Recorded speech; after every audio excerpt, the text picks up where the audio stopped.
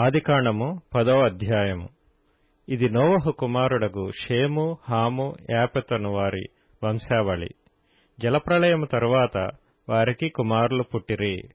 యాపెతు కుమారులు గోమెరు, మాగోగు, మాదయు, యావాను, తూబాలు, మెషెకు, తీరసు అనువారు. గోమెరు కుమారులు Ashkenaz, Riphath, తోగర్మా అనువారు. యావాను కుమారులు ఎలీషా, తర్షీసు, కిత్తీము, దాదోనీము అనువారు. వీరి నుండి సముద్ర తీరమందుండిన జనములు వ్యాపించెను. వారి వారి జాతుల ప్రకారము, వారి వారి భాషల ప్రకారము, వారి వారి వంశముల ప్రకారము ఆయా దేశములలో వారు వేరైపోయిరి. హాము కుమారులు కూషు, మిస్రాయిము, పూతు, కనాను అనువారు. కూషు కుమారులు సెబా, హవీలా, సప్తా, రాయమా, సప్తక అనువారు. రాయమా కుమారులు షేబ, దదాను అనువారు. కూషు నిమ్రోదును కనెను. అతడు భూమి మీద పరాక్రమశాలి అయి యుండుటకు ఆరంభించెను. అతడు యెహోవా ఎదుట పరాక్రమము గల వేటగాడు. కాబట్టి యెహోవా ఎదుట పరాక్రమము గల వేటగాడైన నిమ్రోదు వలె అను లోకోక్తి కలదు. షీనారు దేశములోని బాబెలు, ఎరెకు, అక్కదు, కల్నే అను పట్టణములు అతని రాజ్యమునకు మొదలు. ఆ దేశములో నుండి అష్షూరుకు బయలుదేరి వెళ్లి నినివేను, రహోబోతీరును, కాలహును, నీనివేకును, కాలహుకును మధ్యనున్న రెసెసును కట్టించెను. ఇదే ఆ మహాపట్టణము.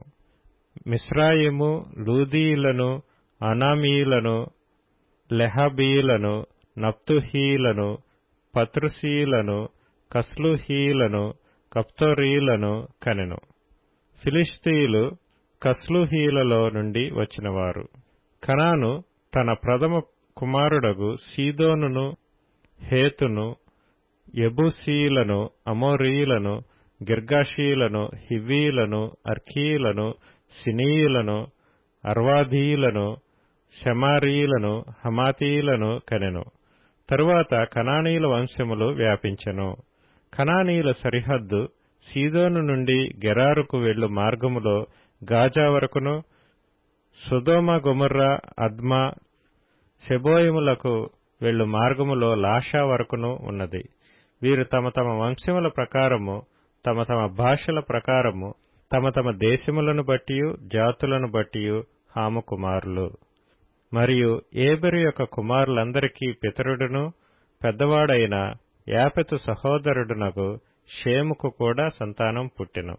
షేము కుమారులు ఏలాము, అష్షూరు, అర్పక్షదు, లూదు, అరాము అనువారు. అరాము కుమారులు ఊజు, హూలు, గెతెరు, మాషను అనువారు. అర్పక్షదు షేలహును కనెను. షేలహు ఏబెరును కనెను. ఏబెరుకు 2 కుమారులు పుట్టిరి. వారిలో ఒకని పేరు పెలగు. ఏలయనగా అతని దినములలో భూమి దేశములుగా విభాగింపబడెను. అతని సహోదరుని పేరు యొక్తాను. యొక్తాను అల్మోదాదును, షెలపును, హసర్మావెతును, ఎరహును, హదోరమును, ఊజాలును, దిక్లాను, ఓబాలును, అబీమాయలును, షేబను, ఓఫీరును, హవీలాను, యోబాబును కనెను. వీరందరూ యొక్తాను కుమారులు. మేషా నుండి సపారాకు వెళ్ళు మార్గములోని తూర్పు కొండలు వారి నివాస స్థలము. వీరు తమ తమ వంశముల ప్రకారము, తమ తమ భాషల ప్రకారము, తమ తమ దేశములను బట్టియు తమ తమ జాతులను బట్టియు షేము కుమారులు. వారి వారి జనములలో వారి వారి సంతతుల ప్రకారము నోవహు కుమారుల వంశములు ఇవే. జలప్రవాహము గతించిన తరువాత వీరిలో నుండి జనములు భూమి మీద వ్యాపించెను.